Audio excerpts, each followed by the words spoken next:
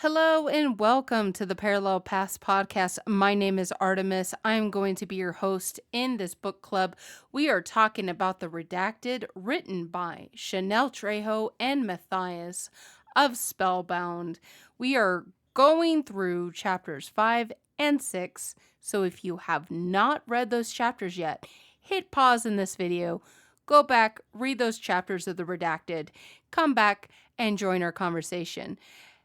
Please make sure that you're not giving any spoilers in the books when you comment, but please keep up with the discussion in the comments, and that way we have a back and forth and a discussion going on about these chapters in the book that we are reading.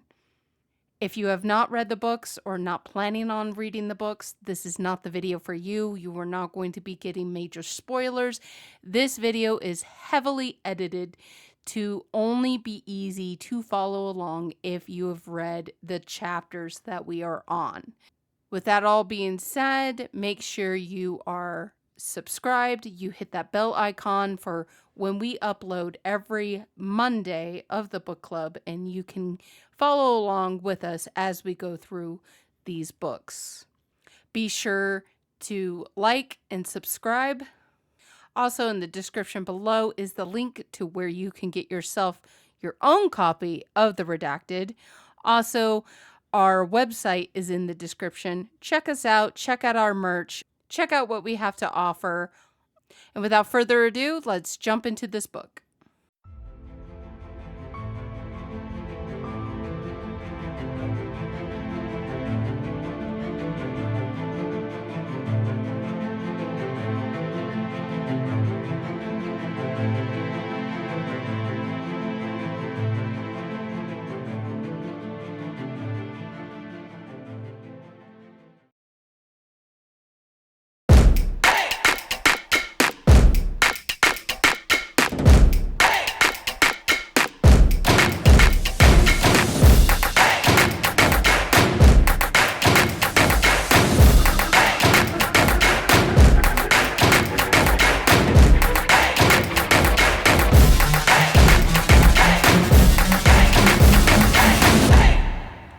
All right, book time, like Pug says. So we're getting into chapters 5 and 6 of The Redacted.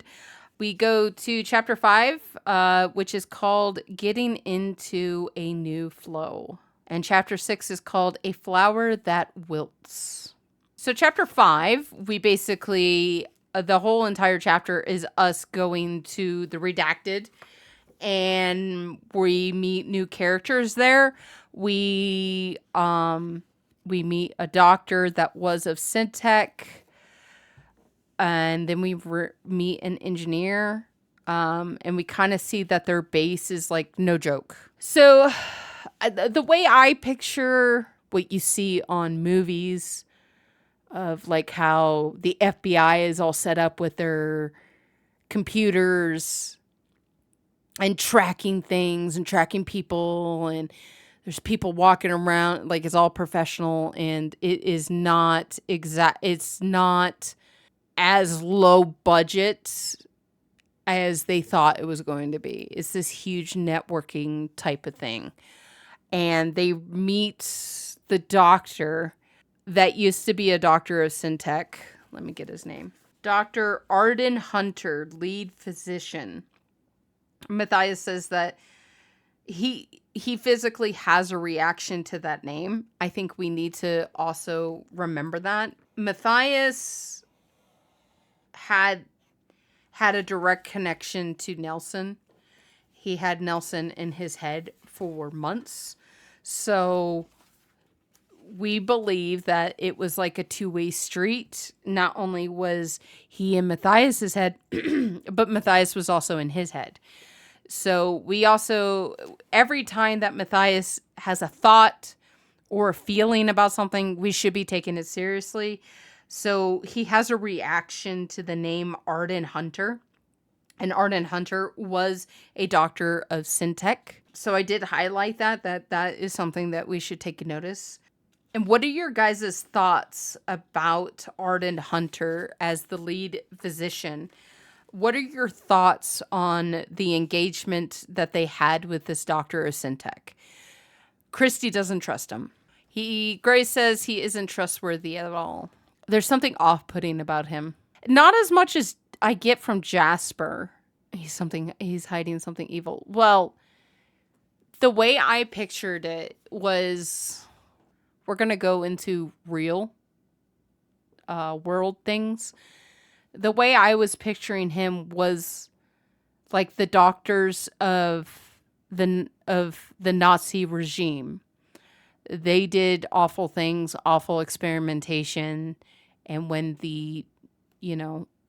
at the end of World War II, they were tried for war crimes. In fact, I think it was like last year, one of the oldest people, which was a doctor who was, I don't know if it was a doctor or a nurse, but somebody was tried, I think just recently, of war crimes for what they did in Nazi Germany. So when you are looking at somebody who is capable of doing human experimentation and who has that coldness about them, there's always going to be that, even though that he might be doing a repentance, he experimented on these people. Now he wants to do the fall of Centec. So he's doing a repentance, but there's always that, but you did those things. Even though you're trying to repent from it, we still know what you're capable of. And that, I like to put things to real context. That's why in the first episode of the book club, I put the Men in Black and how I see that as the redacted. I kind of see this being like Nazi Germany, and he was a doctor who experimented on people, and now he's repenting for it. But there's still that creepiness of, we still know what you did. It doesn't matter how much you can repent.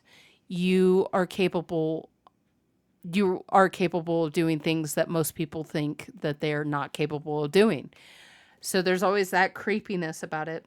Firefly says, why is the doctor afraid of Ember? Is he afraid of Ember? It kind of seems like Ember has a lot more reverence for the doctor. Like when Matthias digs into him, like, why should we believe you? You're just this. Ember was going to jump to the doctor's defense, and she had her mouth open, and the doctor raised his hand to stop her. It seems like Ember has more of a reverence for the doctor. They talk about the fracture of Chloe's mind again on page 81. Chloe's mind was fractured, so she was able to see multiple of them at the same time, the multiple timelines. So we all kind of get an agreement that there is a creepiness, that you don't really trust the doctor. The next person that we look at is an engineer, Leon Hardy. Do we like Leon? He seems okay for now. It seems like there's an attachment between Leon and Woods. And Matthias makes the connection that they seem kind of similar in mannerisms, and that they could bond over that easily. And he's like a tinkering kind of person, because he's got like little bits of technology all over his table. So everyone kind of gets the same feeling as Leon is kind of an easygoing dude who very much loves his work. He was not part of Centec, and he was not an experiment. He's just some dude. Another thing that I think is important in our interaction with Leon. The first thing he says to Ember is, oh, hey there, I didn't think you'd be the one showing anyone around. I thought you had that meeting in Bakersfield. This is the bottom, if you want to follow along, is the bottom of page 85. I noticed that Ember pushed some some hair behind her ears. Very quickly, her eyes darted about a few times before nodding firmly to Leon's question. Yeah, it's why I'm trying to rush them through. I think that's, I highlighted the word Bakersfield. So anytime that we have something going on in Bakersfield, we can, know that Ember was just there with a meeting. So I thought that was interesting because, she seemed a little taken back by that question and the mentioning of her meeting. So I would like to know what that meeting was about. Leon seems to be a genuine dude. They ask a lot about Ember to Leon because they feel a little bit more at ease with Leon. And Ember left him, so it was kind of a chance to get some tea on Ember. But Leon kept insisting that Ember is a good person. She's just rough around the edges. So maybe there's multiple redacted locations with one physician at each location. This one is the HQ, and that's why Arden is the lead physician. Golfy. Could be. Then we leave the redacted. And when we leave the redacted and we're walking across the parking lot, there is a note on Blue Base's door that says, "Stop investigating into the redacted or you'll regret it." So, and I highlighted on page 92, I highlighted like in the second paragraph there, it says, it's Sam. And it was probably one of the most annoying things that has happened in the book. Sam says, "That's a straight up threat. We've never really gotten something like that before." Yeah, you have. We strike 1, strike 2, strike 3. We had 3 strikes with B-27. They were straight up threats. You've been kidnapped before. Like, threats. They were threatened by Gary Reynolds. They were threatened of, like, getting kicked out of their building. And he straight up, like, every time they reacted with Gary Reynolds, it was all threats with the government. So I'm all like, what do you mean you've never been threatened before? Like, every season you get threatened. You've even been threatened by Nelson, aka the Absolute. So, yeah, that was kind of like, it was probably the most annoying thing in the book. And I'm all like, what? Where have you been, Sam? Like, that makes me think that Sam is, a clone. Because, like, what do you mean? That was just so weird. We don't know, Grace, who the Absolute is. When Benjamin Cobalt it was the very first face-off that we ever got with B-27 and Matthias in the parking lot of Spellbound. B-27 kind of has a conversation with himself and says that, no, he says, well, he tells Matthias he can call him the Absolute, and Matthias says, I'm absolutely not calling you that. So whoever was controlling B-27 was the Absolute. There are theories that the Absolute is Nelson Cyphus. I don't think that. I don't think that the Absolute is Nelson Cyphus. I have an idea who I think the Absolute is, and I have tried to communicate to other people who the Absolute is, and they all think A, I'm crazy, or B, that I'm just silly. But we have, I'm gonna tell you, Kofi, it's difficult. Deb has D3B. Okay. Deb made a digital format of herself that can cross the timelines and continue her work in different timelines in digital form, and its name is D3B. You have Matthias. Matthias has Overkill. Overkill has Megadesk. Megadesk is just a digital format of Overkill that can cross timelines. So we can assume that Nelson Cyphus also has a digital format. Nelson Cyphus digital format, the redacted. So Deb is to D3B as Overkill is to Megadesk, is Nelson is to the Absolute. Does that make sense? Never thought of it like that. Yeah, I just think it's just the digital or like the second version of themselves. Maybe it's a form of different timeline. I don't know. I think it's like the person who built it. Like Overkill is Matthias, but Matthias isn't Overkill because Matthias only has access to Megadesk because of Overkill. So whoever builds the digital form of themselves to take down Syntech, which we saw in Timeline 13, we saw that Overkill's place gets raided by what we assume to be Syntech. So he's in our timeline to get revenge. That's what we kind of assume. Something of an AI or something to it. Yes, I think so. I think Nelson built his own version of D3B in Megadesk, and it's called the Absolute. So now here's an interesting thing. This is the thing I've also been theorizing too, and I've been sitting on. What if the Absolute became sentient, like Skynet, and has already taken down Nelson, and the real person we are fighting is the Absolute, who is a sentient AI being of Nelson. So that's something I've sat on. Like the Terminator. Yeah. Skynet. I don't like it. I know, I'm sorry. Also, I went back and was looking at old 863 stuff. Let me show you this clip. This is a clip of Overkill looking at the Reddit, the 863 Reddit. And he mentions this. And this was like a long time ago, guys. This is like back in season 0. Season 0, here's Overkill. Here you go, watch that clip.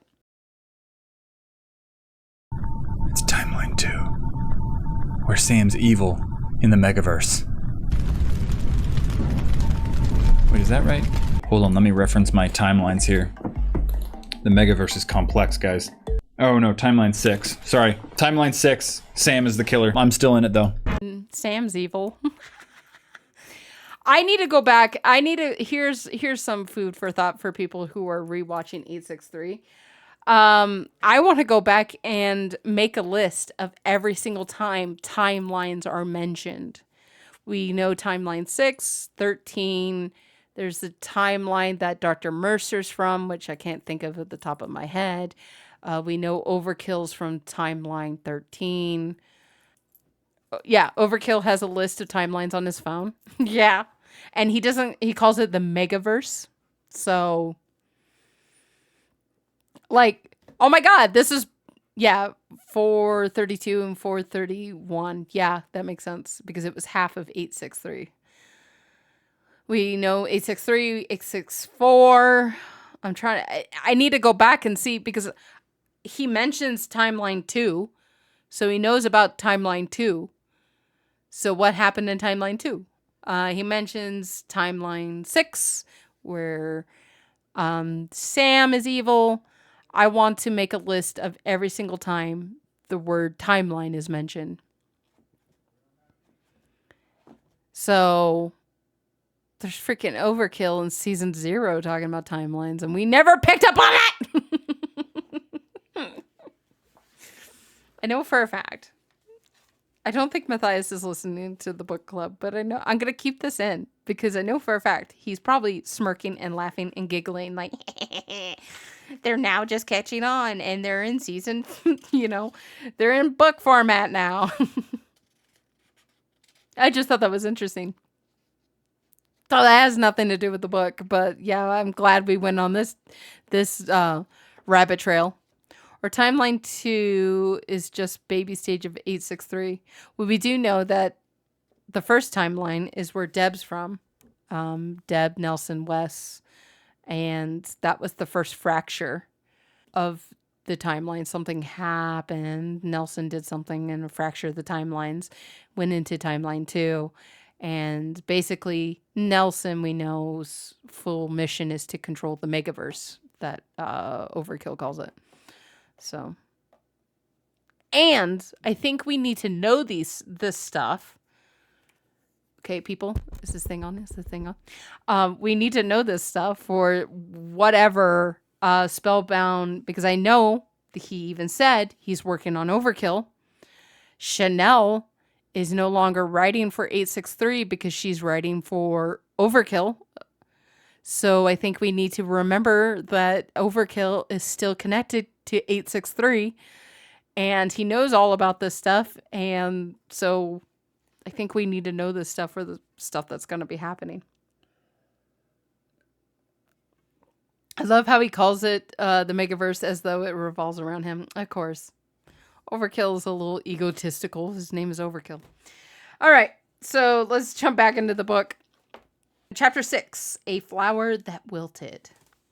Jordan sends a message to Matthias that she has tracked down Magnolia Ward, and she's in Burbank.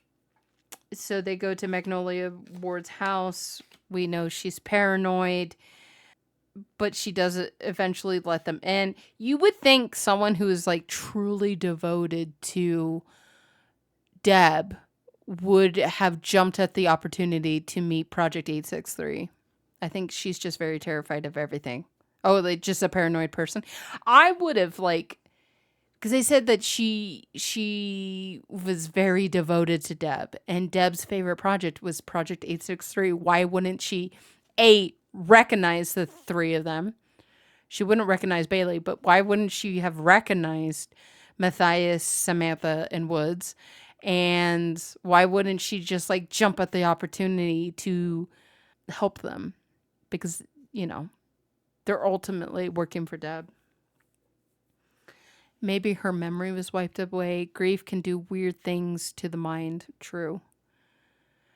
In their meeting, she does mention that she was the one that was supposed to be taking she was supposed to be taking over the Redacted, but Jasper Shaw took it over. She had no proof, just Deb's word, which makes me think of the beginning to the movie Gladiator, where Maximus Decimus Meridius made the dying emperor knew that his son couldn't rule, so he makes Maximus Decimus Meridius his successor. But unfortunately, no one was around to see that. So I kind of see that scene playing out. Marcus Aurelius. It was Marcus Aurelius. Marcus Aurelius hand over power to Maximus, but nobody was around to see it. And his son goes in. Marcus Aurelius tells his son that he is not going to become his successor. He gave it to Maximus. So his son kills him and takes the crown. Ooh, what if that's what happened? What if Deb told Jasper, I'm giving the company to Magnolia, and so Jasper killed Deb, and only Magnolia knows the truth, and that's why she's so paranoid. We could have a Gladiator moment. Jasper probably was so jealous that he found out that Magnolia was going to be in charge of the organization instead of him. And he might have killed his other self from the other timeline to make it look like she did it. Interesting. So that's basically what we got from Magnolia. We didn't get much from Magnolia. Just that Jasper stole, according to her, Jasper stole the company. But then in Matthias's head, that really doesn't make sense. If Jasper stole the company from Magnolia, why would he then draw attention to Magnolia and just usually when you have taken over power, you would just let sleeping dogs lie. If she is no threat, then why would you draw attention to her unless you wanted our crew to kill her like, Patient F? So there's a lot of like, what's going on? Matthias and Woods are very reserved about trusting Magnolia. The girls, Samantha and Bailey, are definitely trusting of Magnolia because they really hate Jasper. But it is very smart for Matthias to be like, hey, just because we hate this dude doesn't mean, what he says isn't true. And I do agree, inside of Matthias's head, the missing piece there. Why would he draw attention to Magnolia, who's supposed to be his, the rightful successor of the Redacted? Why would he draw attention to that person? Just keep her in hiding. Yeah, something doesn't add up. While we go back from the meeting of Magnolia, we have a run-in with a phantom. A phantom chases them. We get to see a dad moment of Matthias where he wants to make sure that his team is safe. When they get back to Spellbound, he makes sure that the girls get in their car. And he wanted Woods to go, but he actually, in his head, he was reassured that Woods stayed with him. They drive to a location and basically are confronted with a phantom. This phantom has horizontal, instead of O's and X's, he has horizontal lines. Let me make sure I'm not missing something that I highlighted. One of the interesting thoughts in Matthias's head was basically, his thought when he gets out of the car to confront this phantom while Woods stays in the car. His thought is, how these guys are. You know how they work. And it is interesting that this voice is telling him that. And it's interesting that there are some places where it's all like, when he has these thoughts, it's just like, and Matthias thought, Matthias shook that thought. But there are incidences that these thoughts, he says the voice in his head says. So, was with us when we went to Magnolia. So maybe they did follow him. And then followed us all the way home. So the phantom knows where Magnolia is then. And not only that, the phantom knows what Jordan Kendall drives. Jordan Kendall looks like. Yeah, no, Firefly, 100% agree with you. In chapter 3, I think, it's the second time that we went to the Redacted. We do get that like insight that when they were leaving, there were eyes watching them. Just like the library, there were people watching them in the library. Well, it wasn't a person in the library watching them. It was like the entire library was watching them. But there was somebody in the Redacted watching them from the shadows. So I 100% agree with you, Firefly. I think the Phantom is inside the Redacted. Anyway, so that's where we leave off we get this threat. Basically, he's saying, don't let the Redacted crumble on its own. It's on its way of crumbling from the inside out. Let it be. Don't try to stop it. Stop looking into the Redacted. Which kind of spurs Matthias into going, okay, so we're gonna do it. So now we know that we're on the right track because the bad guys are scared, and now we're gonna keep doing it. So, because at first they weren't really too sure if like solving this murder and being part of the Redacted was something that they were supposed to be doing.